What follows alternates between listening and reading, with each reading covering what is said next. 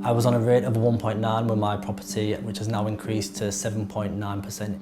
I literally have no idea where I'm going to be in 6 months, how I'm going to manage to pay my mortgage each month, and obviously once my small amount of savings is whittled away from the increased prices over the next couple of months, I'm going to have to look at loans or other ways to sort of get through that sort of period.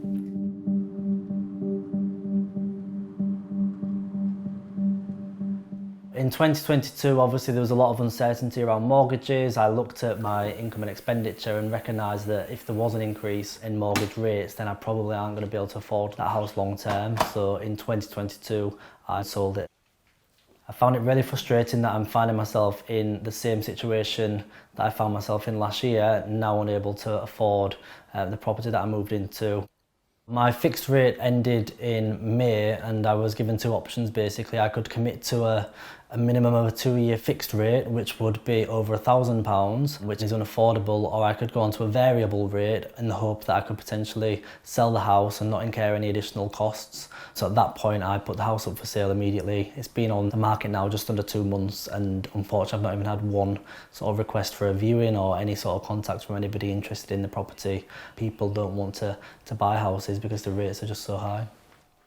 In January I received a statement which outlined my payments up until February 2024. That stated that my payments would remain at £640 for that period, which gave me some sort of reassurance.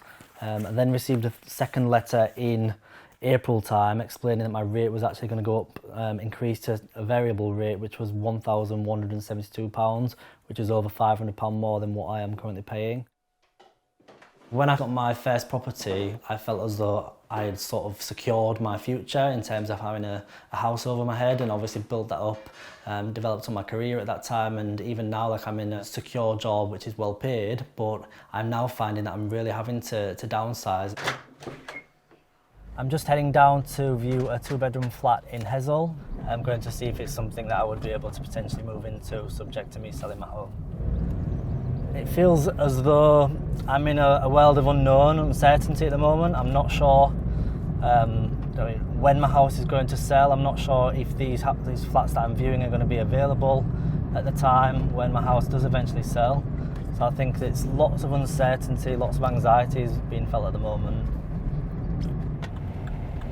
I think he's the one who actually introduced me to my home originally. It is, yeah. We meet again. Danny. You're right, I'm Steve. It's a first floor flat, so it's not really ideal in terms of me having a dog. There's not a lot of space for him to roam freely, and there's no garden area there for him to explore in the mornings, I guess. We're currently on my old estate where I lived last year. I downsized into the house that I'm currently living from this estate.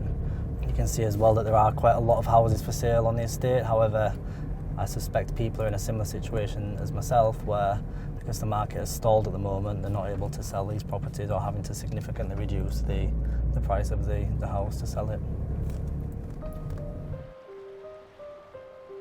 People just want to know what lies ahead, not for the next sort of 3 to 6 months, but for the next 2 to 5 years.